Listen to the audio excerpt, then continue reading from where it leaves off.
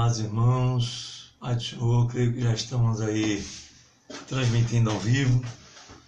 Queremos saudar a todos com a paz do Senhor. Obrigado pela atenção desde já. Estamos aqui nessa sexta-feira, final de semana, o último dia da semana, para trazer uma rápida reflexão sobre a lição desse próximo domingo. Queremos desde já parabenizar todos os professores e alunos que estão nessa batalha, ávidos por transmitir conhecimentos e outros ávidos por aprender. É bem verdade, como já falamos aqui em outras ocasiões, que os assuntos já estão sendo analisados e estudados desde o início da semana. A internet tem se encarregado de dinamizar o estudo, mas só hoje nós podemos trazer assim, essa reflexão para os irmãos e irmãs que estão aqui nos assistindo. Lembrando que nós teremos subsídio no blog, subsídio em texto, colocaremos no YouTube e referenciaremos no blog também para que você possa assistir e compartilhar, de maneira que você não vai ficar sem ter como participar do nosso vídeo, da nossa transmissão. Pode ser que você pegue esse vídeo já gravado, aí não vai ter problema, tá certo? Mas se você não pega gravado, sai lá no blog, a gente já vai jogar no YouTube, do YouTube referencia no blog, e lá no blog mesmo você assiste, tem ferramenta para isso. Hoje a lição que vamos tratar tem um assunto muito importante, uma aliança superior. Nós estamos caminhando para o final da lição, hoje já estamos na 8ª lição, Aí vamos nos encaminhar e teremos 12 lições apenas nesse trimestre. Comumente são 13, mas dessa vez só são 12 lições. Eu acredito que aqueles que participaram das lições ao longo do trimestre estão aproveitando ricamente. Confesso a vocês que aprendi bastante e estou aprendendo. Ainda nessa lição aqui, eu aprendi a olhar um assunto aqui sob uma determinada perspectiva que eu não tinha pensado ainda. Eu vou falar daqui a pouco o que é esse assunto. Então, irmãos, estamos estudando uma lição muito rica, muito maravilhosa, e esse assunto, como eu já disse a respeito dos outros, vem se somar aos assuntos do trimestre. Então, nós temos aqui um aparato simples, como nós sempre procuramos trazer para vocês. A minha linha de pensamento e raciocínio é do Billy Graham. A coisa tem que ser simples, objetiva e direta. Não adianta a gente florear muito e abrir muito o leque quando o aprendizado é simples. Jesus ele se caracterizava por esse aprendizado direto que atingiu o ouvinte de todos os níveis educacionais. Então, o ouviam sacerdotes, fariseus, escribas, que era especialista na matéria, e ouvia o homem do campo, o ouviam o pescador e a mulher simples do povão, e todos conseguiam entender o que Jesus estava falando. Nós não somos bons professores, bons ensinadores, bons pregadores quando nós pregamos com palavras difíceis, com termos gregos, hebraicos, aramaicos, podemos até utilizar. Então, nada contra, muito pelo contrário. Dentro do seu devido contexto, é importante trazer esses termos até para enriquecer o conhecimento do ouvinte. Mas a pregação efetiva é aquela que leva as pessoas para os pés de Cristo. O ensino efetivo é aquele que leva o aluno a entender o assunto. Tá certo? Eventualmente ele pode até se aprofundar, como essa lição tem sido, a lição de Hebreus tem sido uma lição profunda, e eu torno a lamentar que muitos professores não se capacitem ao ponto de repassar para o aluno os conteúdos de uma maneira adequada como a lição exige, mas, ao mesmo tempo, são assuntos que qualquer leigo que saiba ler, uma pessoa razoavelmente alfabetizada, ela consegue pegar a lição, ler e entender.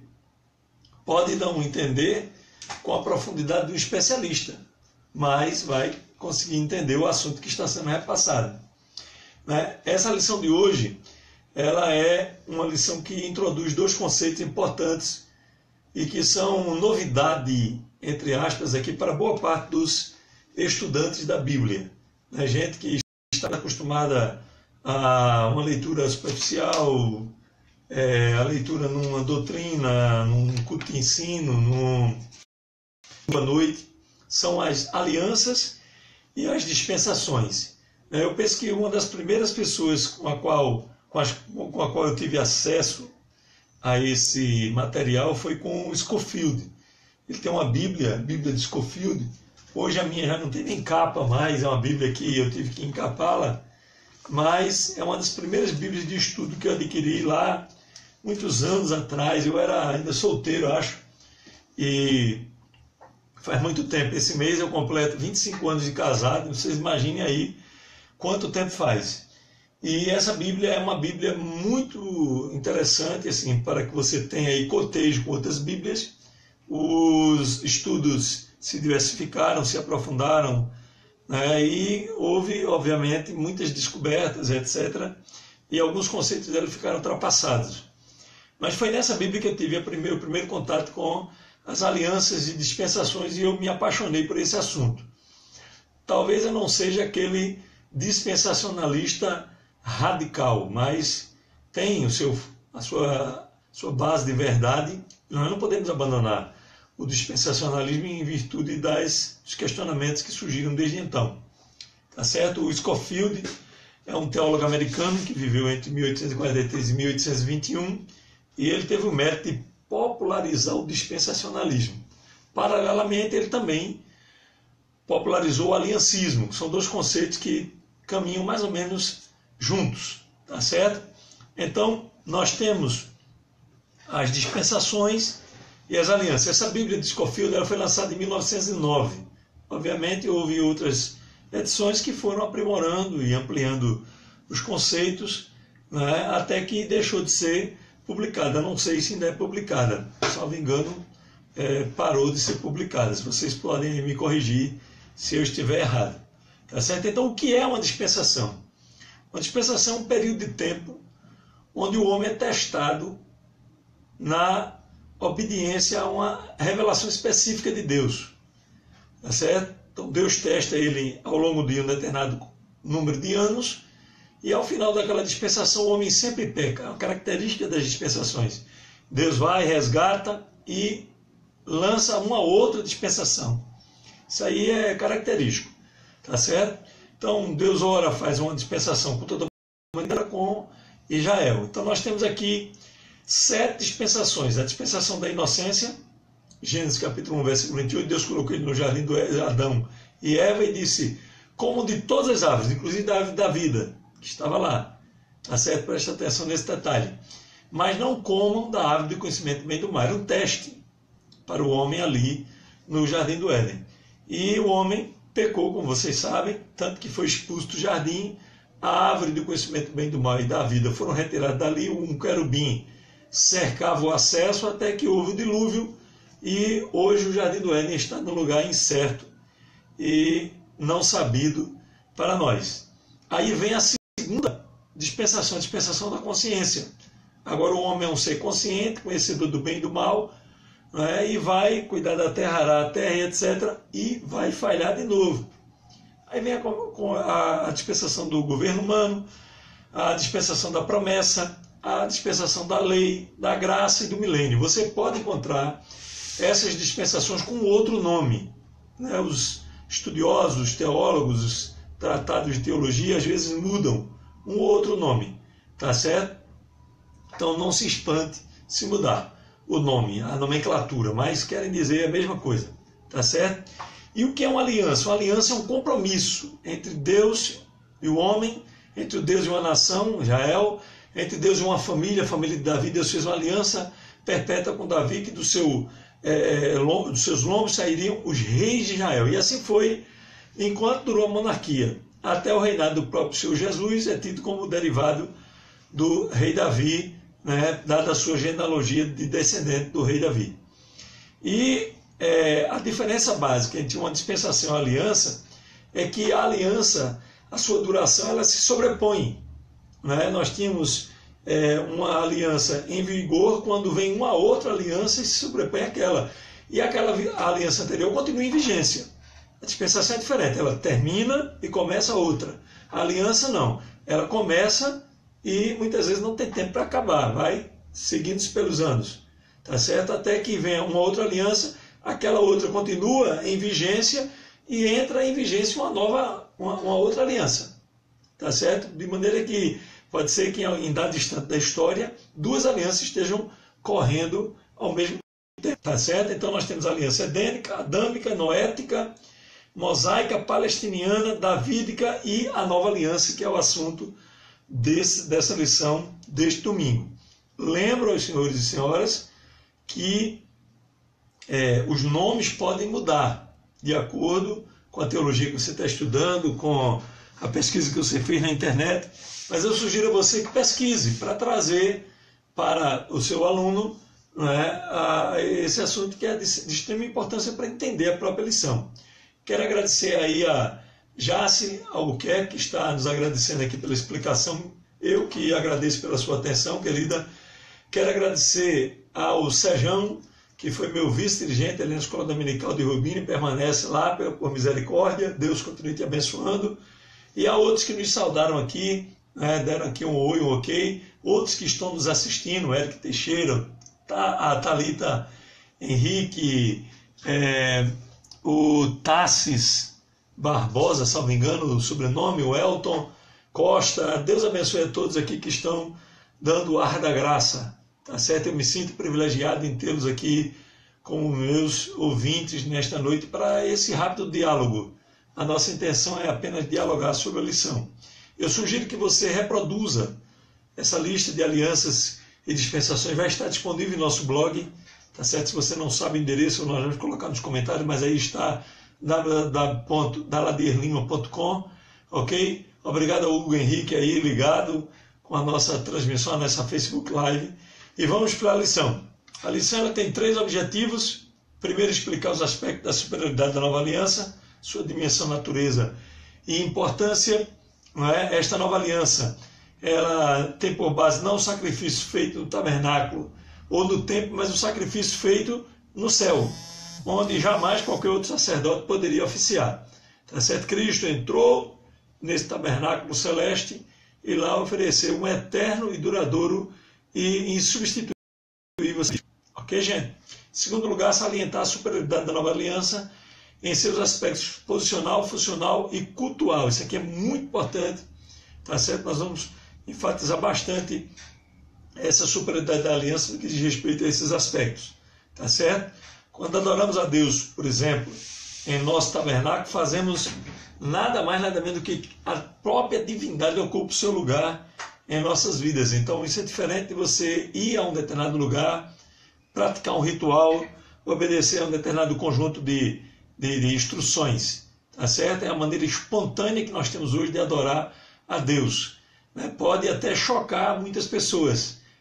Tem crente que chora, que levanta as mãos e ergue e adora a Deus, e alguém pode se chocar, é a maneira dele adorar a Deus. Não existe um manual, adore dessa maneira, entre aqui, se ajoelhe desse jeito, faça 7 passos, 7 meneios de cabeça, erga as mãos 7 vezes, bata a palma 7 vezes. Não tem nada disso, tá certo? Adoração, a característica principal da adoração em nossos dias é a espontaneidade, tá certo? Aqui é a Joselma Jordão, em Brasília. Deus te abençoe, querida, bem longe aí nas terras de um amigo que vai escrever a próxima lição do trimestre, que é o pastor Douglas Batista, da Assembleia do Plano Piloto de Brasília. Deus abençoe Joselma e demais que estão nos assistindo. Então, gente, como eu dizia, não é uma adoração meramente ritual, uma adoração na qual Cristo habita no nosso coração. Nós vamos falar um pouquinho mais sobre isso adiante, e nós nos ligamos com Deus que está nos céus, ouvindo a nossa oração, recebendo o nosso louvor, e nós sentimos a sua presença em graça, tá certo? Diferente do júbilo de Israel ao ver ao longe a glória de Deus se manifestando no Santo dos Santos. Hoje a glória de Deus se manifesta no teu e no meu coração, tá certo? Obrigado aí ao Gibson, Cassi Gibson, grande evangelista e intermediário, facilitador da Sociedade Bíblica do Brasil. Se você tiver algum material para adquirir na Sociedade Bíblica do Brasil, aqui em Recife, se dirija ao Cassi Gibson aí, ele vai ter prazer de atender, dar aquele descontinho abençoado e facilitar como é praxe, tá certo? Na SBB. Em terceiro lugar, o terceiro objetivo da nossa lição aqui, não é? É mostrar que a promessa do novo concerto é de natureza interior e espiritual, de natureza individual e universal e de natureza relacional. Então, todos esses aspectos eles se coadunam, se juntam para prover uma aliança, um novo concerto muito mais elevado de que tudo que tinha experimentado até então. Nós vamos falar sobre isso um pouco mais adiante. Nesse tópico aí, esse terceiro objetivo, né, nós vamos entender que apesar de todo o cenário do Velho Testamento, tinha um cenário maravilhoso, bonito, impactante. Quem não se sentiria impactado com Deus se revelando? Ali as tribos se distribuíam ao redor do tabernáculo e Deus se manifestava na nuvem, em coluna de fogo, aquela coisa tremenda. Certamente as pessoas que estavam assistindo naquele momento se sentiam impactadas. Mas hoje, curiosamente, o impacto é muito maior.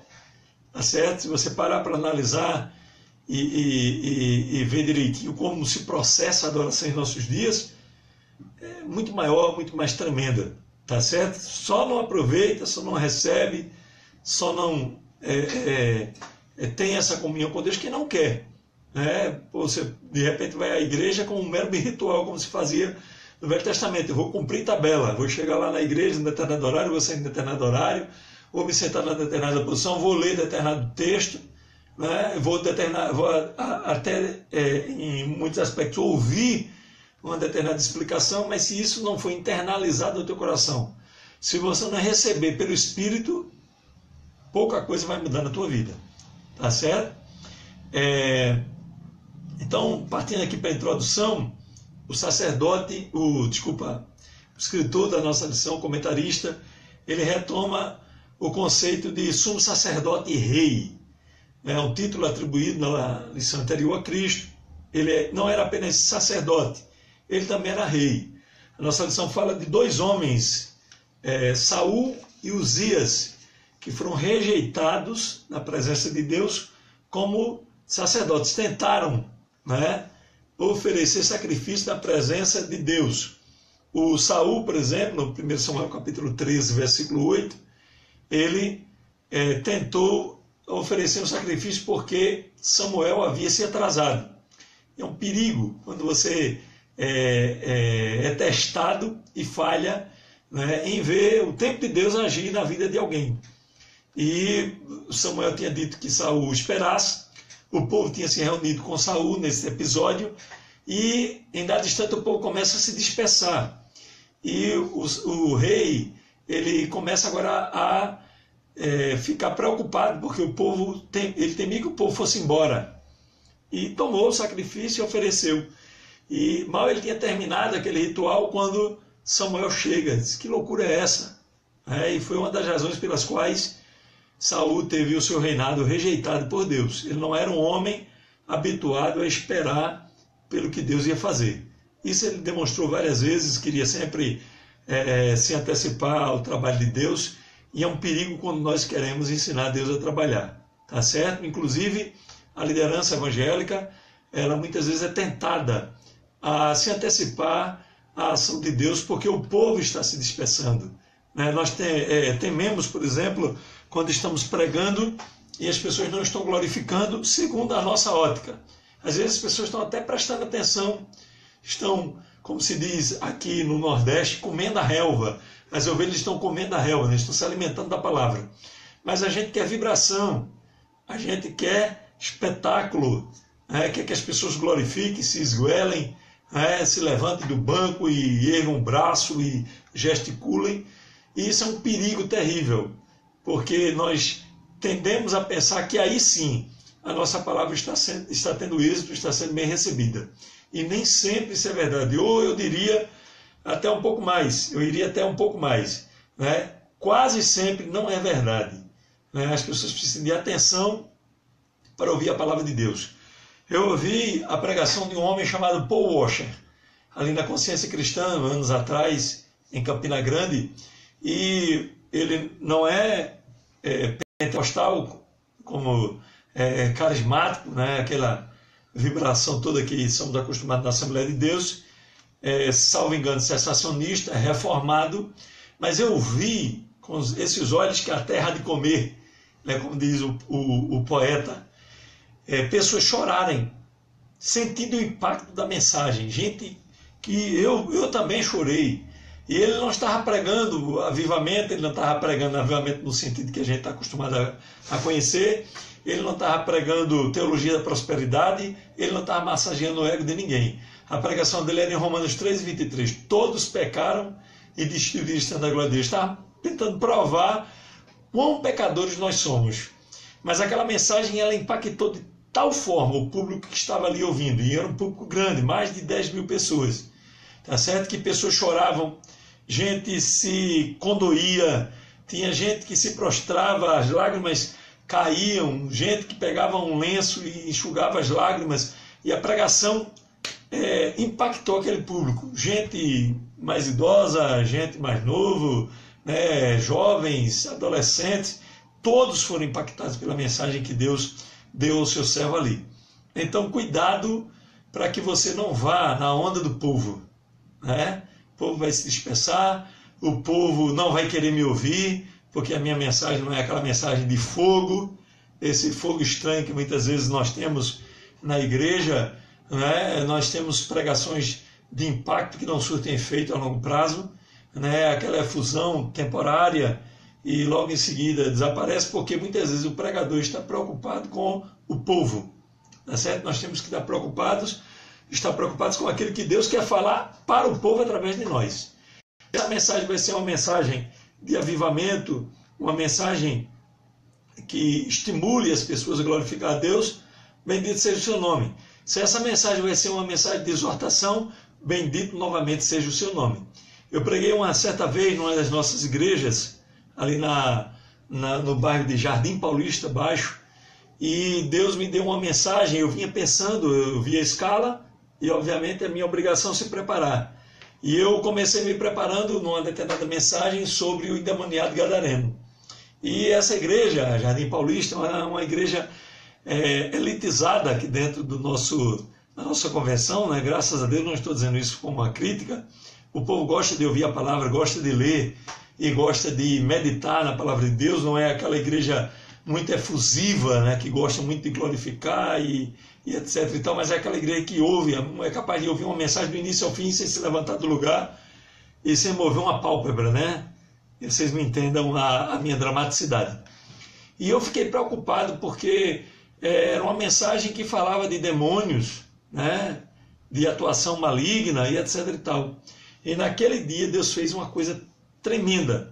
Eu não sabia o que estava acontecendo e alguém estava com a síndrome que levava a se automutilar, né? A família estava envolvida nesse contexto e etc. e tal. E para encurtar a história, Jesus salvou, transformou e operou poderosamente nesse dia.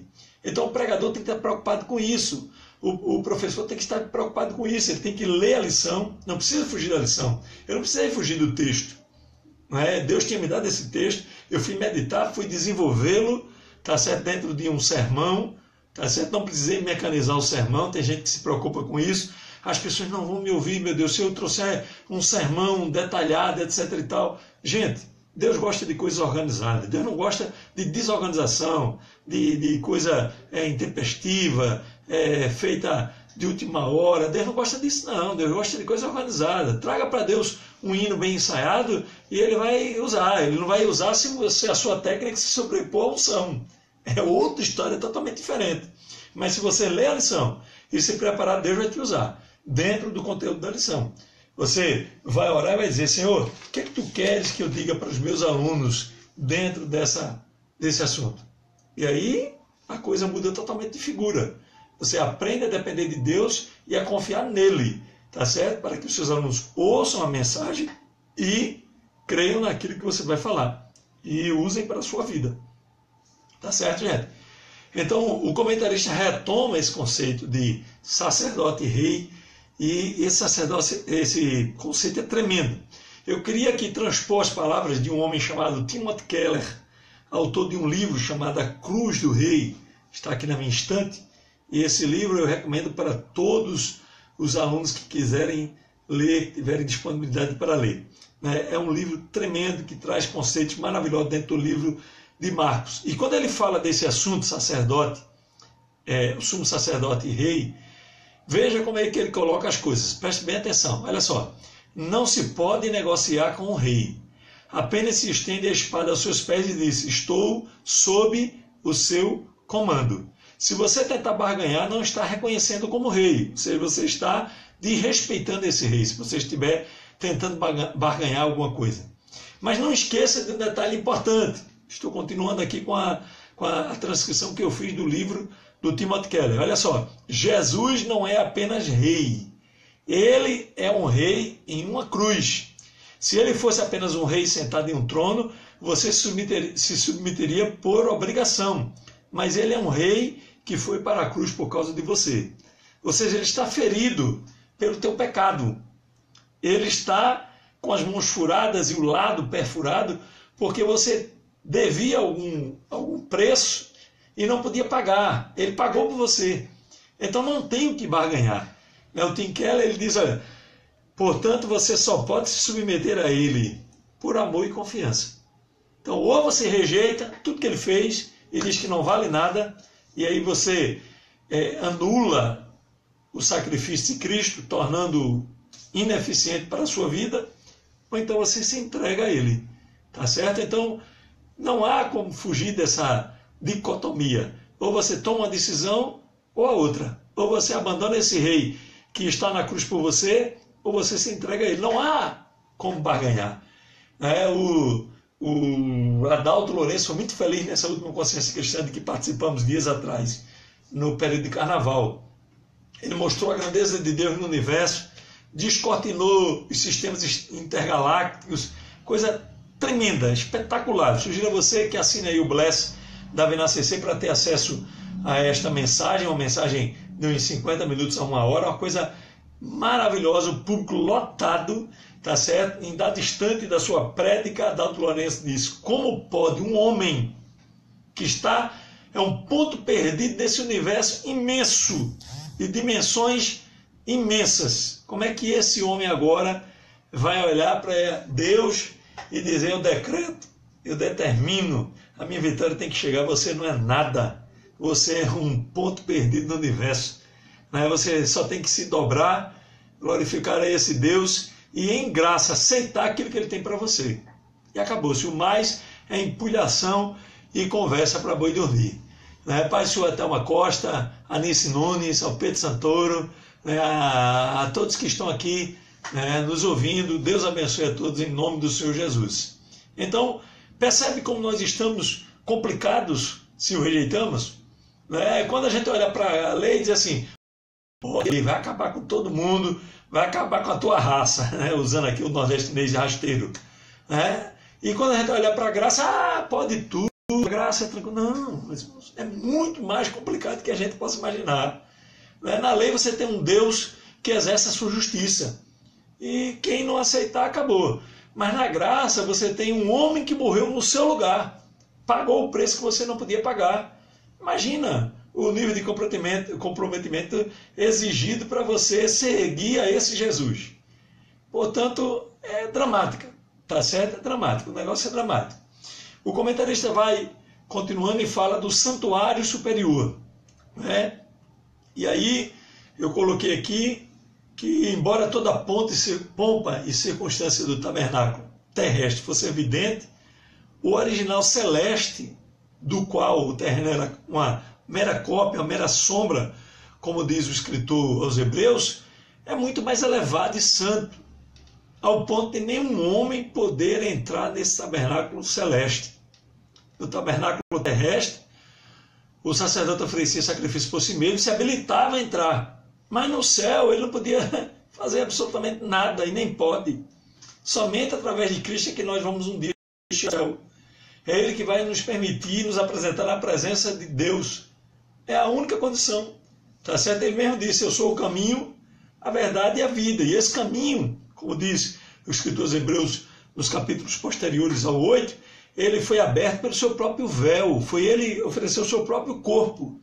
E agora ele nos coloca dentro desse corpo, nós estamos com a nossa vida escondida com Cristo em Deus, e é perante Deus que agora nos apresentamos escondidos em Cristo, porque Deus não olhar para o pecado. Se ele olhasse para nós através dos nossos próprios méritos, nós estaremos acabados, irmão. Mas ele olha para nós através dos méritos de Cristo. E aí a coisa muda totalmente de figura. Tá certo? Além do mais, esse tabernáculo celeste, ele não podia ser aberto todos os anos para que um sacrifício fosse oferecido no eventual Santo dos Santos celeste.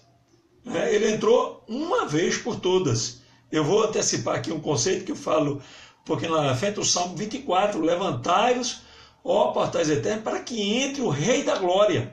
É Cristo que está entrando num corpo agora glorificado para oferecer o sacrifício eterno. Ok? O comentarista, ele enfatiza, isso aqui é importante, a dimensão superior desse tabernáculo, feito não pelas mãos de um homem habilidoso, ainda que inspirado pelo Espírito Santo, como foi Bezaleel e seus amigos, mas um tabernáculo feito pelas mãos do próprio Deus. Os céus foram construídos por Deus, por sua ordem. E assim como esse tabernáculo anterior, terrestre, foi, digo assim não, o tabernáculo terrestre foi inspirado por Deus, Êxodo capítulo 31, lá no céu não teve essa inspiração humana, não teve aquele toque humano ainda que inspirado pelo Espírito Santo. Lá no céu foi Deus, de Deus para frente, como eu gosto de dizer, por força de expressão. Tá certo? Além do mais, esse tabernáculo aí é nada menos que a habitação de Deus. No tabernáculo terrestre, ele vinha, mostrava a sua glória e ficava ali uma presença meramente referencial. No céu, não, Deus está presente, entronizado. Então foi nesse tabernáculo que Cristo entrou. Tá certo?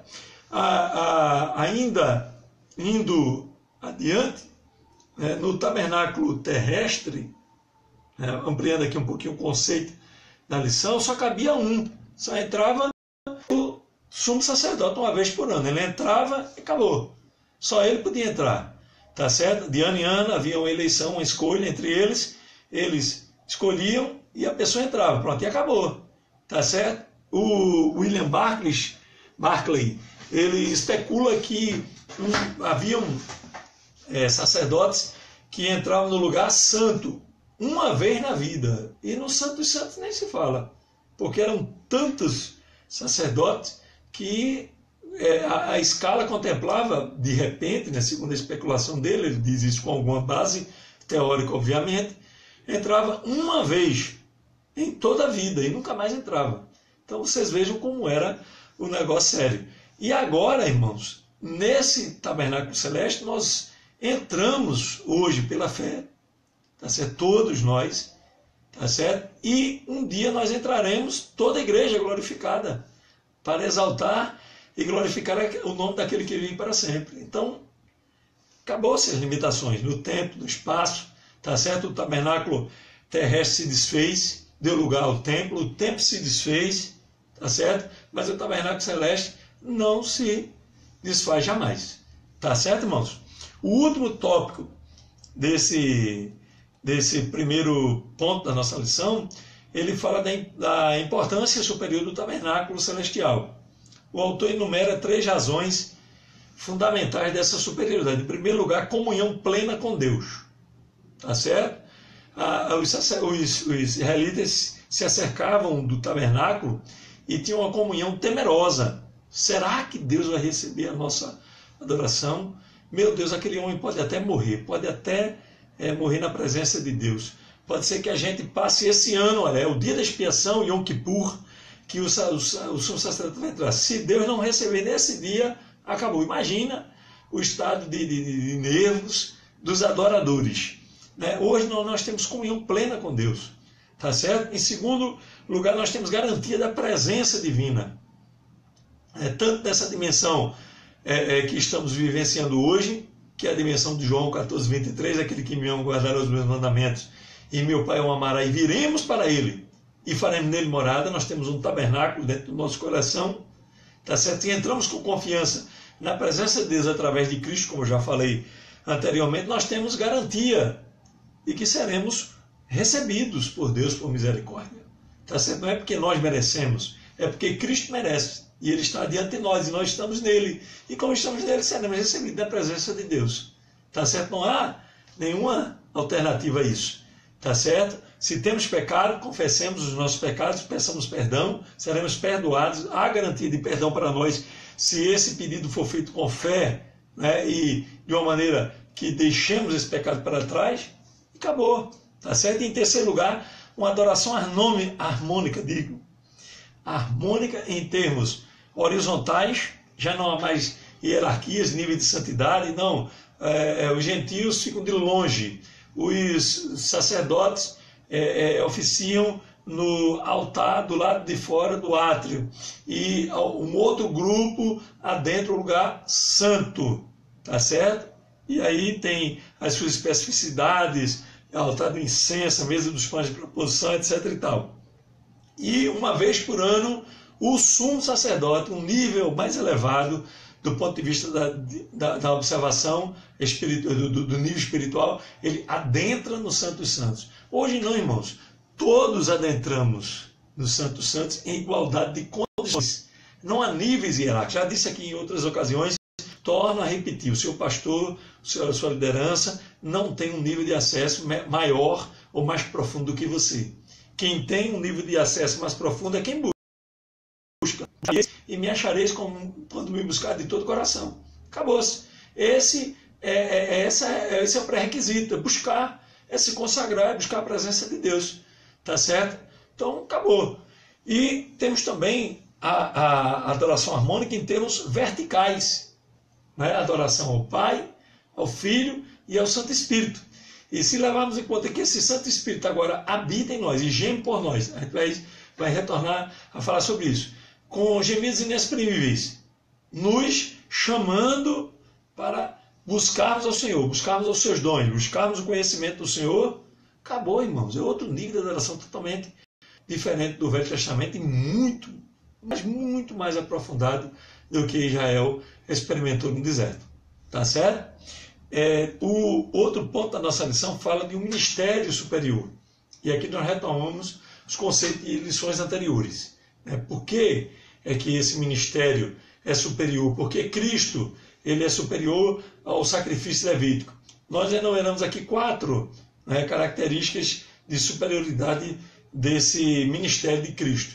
E eu gostaria que você pensasse a respeito. Primeiro, porque ele é sacerdote de sacrifício. Tá certo? O sumo sacerdote ou os sacerdotes da velha aliança ofereciam um sacrifício. Era um cordeiro, era um boi, era um animal, uma rola, um pombinho, tá certo? Eles ofereciam um sacrifício de um animal. Cristo não, ele se ofereceu a si mesmo. Ele era sacerdote e era também a oferta, tá certo? Em segundo lugar, ele ofereceu um sacrifício perfeito, não repetido como os demais sacerdotes. Tão perfeito ao ponto de nunca mais precisar ser repetido.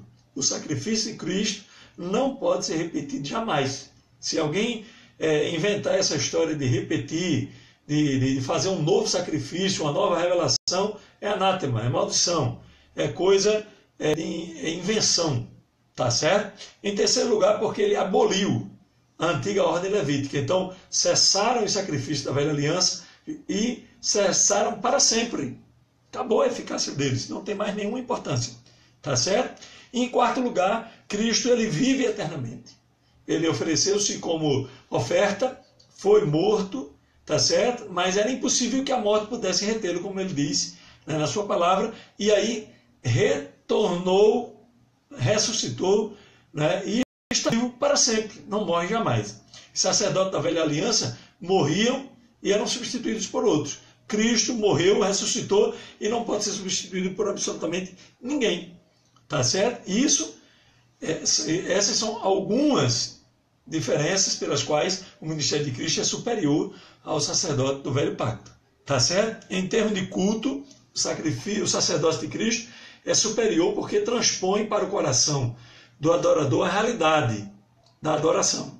Tá certo? Repito aqui, João 14, 23, que já foi citado anteriormente. Se alguém me ama, guardará a minha palavra e meu Pai o amará. Veja lá, essa é a medida de quem é crente ou não. Não é quem vai muito à igreja, não é quem porta uma Bíblia maior do que os outros, quem faz parte dessa ou daquela outra denominação. Aquele que me ama, se alguém me ama, guardará a minha palavra e meu Pai o amará. E viremos para ele e faremos nele morada. Então hoje é salvo quem Cristo, a vida na qual Cristo habita. Mora no coração, mora. Pronto. É salvo na pessoa bendita de Jesus. Tá certo? E isso torna, irmãos, as coisas bem diferentes. Antigamente nós tínhamos na velha aliança uma cerimônia ritual, externa. Hoje é Cristo que mora dentro do seu coração. Tá certo? Eu não sei se você já experimentou uma sensação, tá certo? De enlevo espiritual, ouvindo um hino maravilhoso, e você talvez começou a chorar, talvez você apenas fechou os olhos, e todos os problemas do mundo desapareceram. Você está desempregado, você está passando dificuldades financeiras, está passando necessidades, está em crise conjugal, está com problemas em casa, está com problema com o filho, está com todo tipo de problema. E num dado instante da vida, você começa a adorar a Deus. E na sua adoração, os problemas desapareceram. Porque você entrou em uma perfeita sintonia com Deus. Tá certo? Aquela paz inundou a tua alma. Você começou a sentir a presença gloriosa de Deus. E não é preciso nem falar em línguas, muitas vezes. Eu estou falando para todo tipo de crente. Isso é para crente da Assembleia de Deus, da Batista, da Presbiteriana, de qualquer denominação. Sentir a presença de Deus é bíblico, é coisa bíblica. Tá certo? Agora, se você expressa isso de uma forma ou de outra, aí é diferente, pode mudar a maneira como expressamos esse sentimento. Mas a realidade é que nós precisamos sentir a presença de Deus. E eu digo mais, sentir sempre. Tá certo? Ah, não, vai ter uma grande pregação, vai estar aqui um cantor famoso e aí eu vou sentir a presença de Deus. Não, você é crente, Cristo já habita em você. Você não precisa de fator externo nenhum. Esses fatores externos podem ajudar, podem induzir você para essa adoração.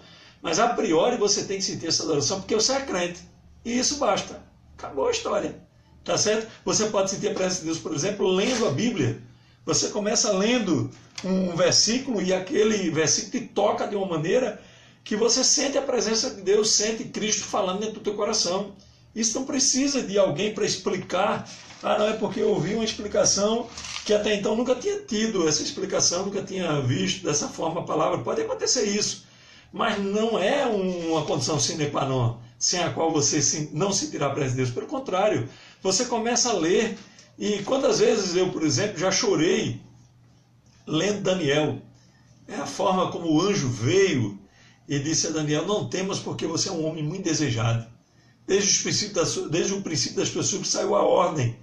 Que dimensão, que coisa tremenda. Você lê quando você sente essa presença divina quando lê sobre o sacrifício de Cristo. Quantas vezes eu já não senti a presença de Deus lendo Isaías 53:10, ao Senhor agradou moê-lo, fazendo-o enfermar. Meu Deus, como pode isso acontecer? E aí você senta, mas você chora, as lágrimas rolam do teu rosto, sem precisar de ouvir a pregação de absolutamente ninguém. Isso é sintonia divina, porque Cristo mora em você. Tá certo? É uma experiência real para a tua vida. Se isso não aconteceu a você, é porque talvez você não esteja ligado o suficiente. Ou não tenha se apercebido tantas vezes que Deus está falando para você e você não está recebendo a palavra dele, recebendo o louvor que ecoa na igreja muitas vezes. E aquele louvor tão tocando, tão profundo, e você sente a presença de Deus. É maravilhoso isso, e nós temos à disposição esta oportunidade. Tá certo? O terceiro tópico da lição aborda a questão da aliança, que nós falamos lá no início. Se você pegou agora o vídeo, depois você volta lá para o início, você vai ter o conceito aqui rapidamente de dispensações e aliança, que é fundamental para aprender essa lição. Tá certo? Como dissemos lá no início, alianças são obrigações de Deus para o homem em graça. Ele não faz porque você é bonitinho, porque você tem um sobrenome famoso, porque a sua família é uma família tradicional na cidade onde você mora. Ele faz porque ele se compromete. É da sua liberalidade. Ele se compromete e vai realizar alguma coisa, ou na vida de um homem, ou na vida da nação, ou na vida de toda a humanidade. Deus chama, por exemplo, Abraão, lá em Gênesis, e diz, olha, eu vou dar a tua descendência vai crescer como as estrelas do céu, como a areia do mar. Acabou. Abraão sequer pediu isso. De repente, Abraão era bem modesto e não estava nem pensando nessa dimensão toda, mas Deus decidiu dar em graça. Tá certo? Então, Deus é um Deus de aliança, como diz o hino, né? Deus de aliança, Deus de promessa, Deus que não é homem para mentir, tá certo? E aí Deus ele se compromete nessa aliança para fazer alguma coisa que é nessa que ele acha necessário, tá certo? E nós muitas vezes nem entendemos a amplitude dessa aliança. Vamos entender ao longo da história. Hoje a gente olha para trás e vê a nação de Abraão como uma grande nação. Em ti serão medidas todas as nações da terra. Mas no tempo de Abraão ele não estava vendo nada. Ele estava vendo por fé e por fé creu. Tá certo? Algumas das características desta nova aliança de que fala a nossa lição. Primeiro, Deus está conosco em nós. Mateus 28:20, o Senhor Jesus prometeu, estou convosco todos os dias até a consumação do século. Então ele não estará apenas olhando por nós, ele estará conosco. Tá certo? Estará entre nós. Segundo, somos guiados e auxiliados pelo seu Santo Espírito. Ele prometeu em João 14:17 que enviaria o outro Consolador que estará conosco e habitará em nós. Tá certo? Em Romanos 8:26, ele diz que, o escritor Paulo escrevendo, diz que ele geme conosco com gemidos inexprimíveis, ou seja, ele traduz as tuas orações. Às vezes você pede algo de que não precisa, né? E aí você pede de uma maneira inadvertida, inconsequente, intempestiva, né? Porque você está querendo receber, está apressado por aquilo ali e nem sempre é o que você precisa. E o Espírito Santo se encarrega de traduzir essa oração para Deus. Tá certo? Às vezes nós não sabemos o que pedir. É diferente. Nós gememos apenas. Né? Nós choramos, nós soluçamos. Estamos tão desesperados que não sabemos nem articular a nossa oração. E o Espírito Santo se encarrega de articular essa oração para Deus. Tá certo? Em terceiro lugar, nós temos um Novo Testamento. Jesus, naquele último dia lá em Lucas 22, se eu não estou enganado, ou é 23, ou é 20, acho que é 22, se balançou o terceiro cálice, naquela mesa haviam 4 cálices, depois nós poderemos falar sobre isso, e ele ergueu a sua mão, balançou aquele terceiro cálice, que era o cálice da redenção, e disse, esse cálice é a nova aliança no meu sangue. Né? E desta nova aliança nós temos um novo tratado, que é o Novo Testamento.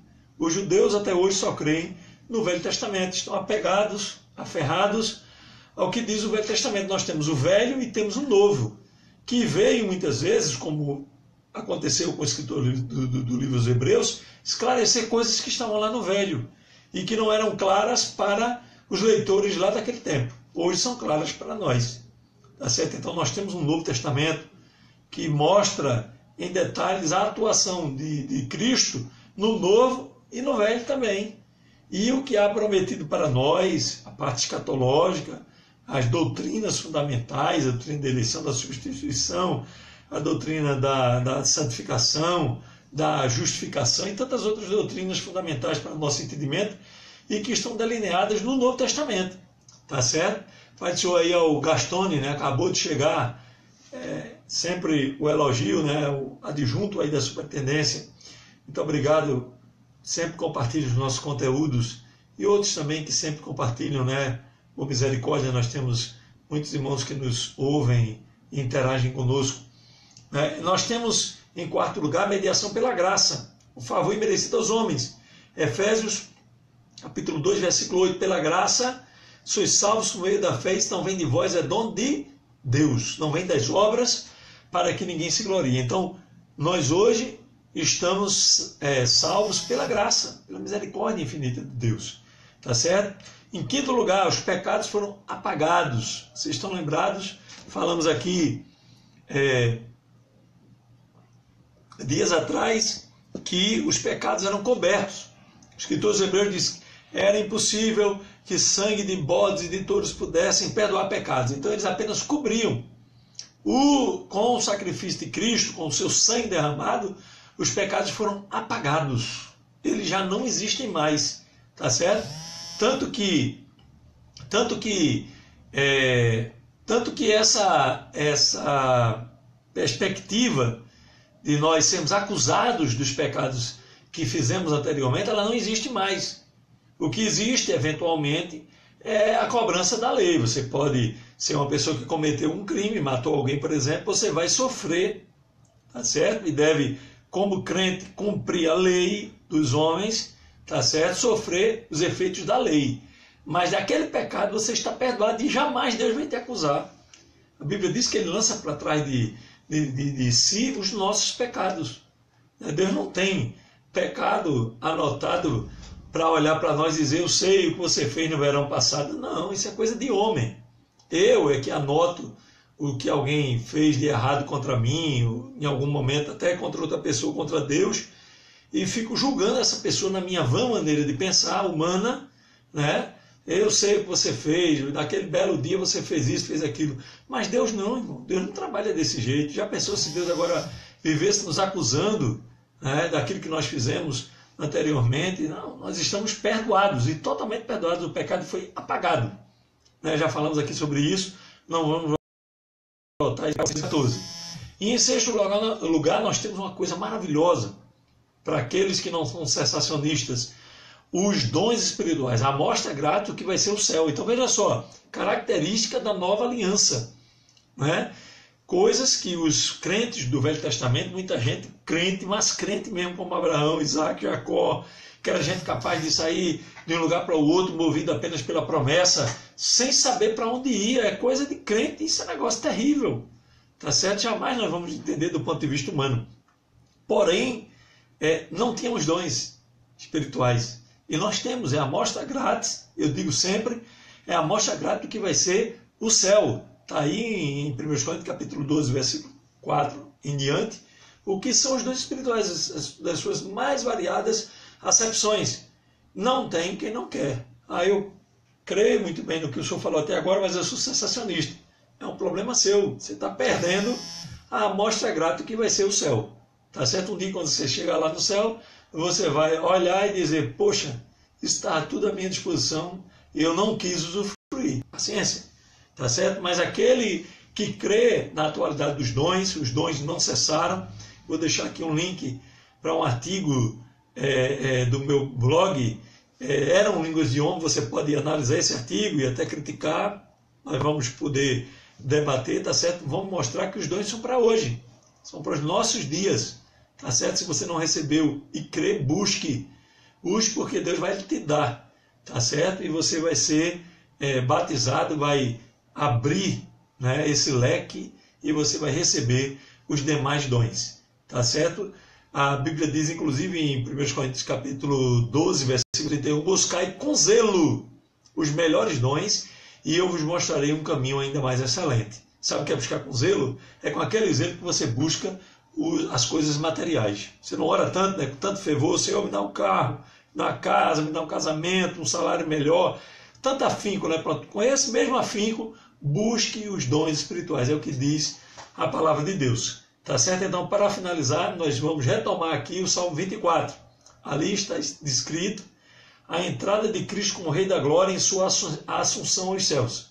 Tá certo? Ou a ascensão, como queiram, né?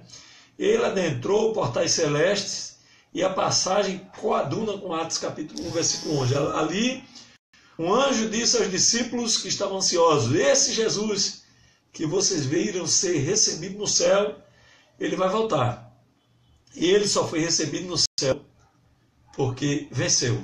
O seu sacrifício foi perfeito e Deus disse, pode entrar. Vinde e adentrai, levai, ó portais eternos, para que entre o Rei da Glória. Então, que possamos, irmãos, participar da próxima aula do nosso trimestre, tá certo? Você que é criativo, pesquisa aí sobre dinâmicas para fazer nessa lição, leve materiais que introduzam o teu aluno no cenário do tabernáculo do Velho Testamento, faça o link com o sacerdócio de Cristo e assim todos iremos aproveitar. Certo? Que Deus abençoe a todos. Eu convido a você que tem afinidade com inglês e aqui perto de Abreu Lima para participar da nossa EBD English Class, né? Que é uma classe que funciona com 2 professores fluentes na língua que trazem os conteúdos em inglês. Isso não quer dizer que as pessoas que não têm fluência não vão aproveitar. Pelo contrário, eu não sou fluente na língua, é uma pessoa que sou interessado, gosto de inglês, pesquiso, leio até alguma coisa, mas não tenho fluência. Então eu vou e aproveito, tá certo? Interessante que no início, quando eu ia, eu absorvia 20%, 30%. Esse percentual vai crescendo cada vez mais. Hoje, 60% do que o professor fala eu consigo entender, talvez até mais. Eu estou sendo modesto, não mentir. Mas de repente até mais, ele consegue falar, ele fala e eu consigo entender o que ele fala. Embora, se eu fosse falar do ponto de vista da gramática, essa correção toda, talvez eu não conseguisse, não tivesse os elementos para expressar aquilo que ele expressa, mas eu entendo o que ele está falando. E isso é muito importante. Então, se você morar por aqui, por perto, aqui em Abreu Lima, você pode aproveitar e participar da EBD English Class. Já sinta-se convidado. Tá certo? Junte-se a nós e você vai participar ativamente dessa classe. Tá certo? Se não, tem aí na sua igreja, com certeza, a Escola Bíblica Dominical, e você pode participar. Tá certo? Muito obrigado pela sua atenção. Eu vou finalizando por aqui. Vou deixar o link aí do nosso blog nos comentários. Você pode participar, interagir, deixar seus comentários e que Deus te abençoe em nome de Jesus. Não perca a Escola Bíblica Dominical. Amém? Deus te abençoe. Muito obrigado a todos em nome de Jesus. Mais uma vez.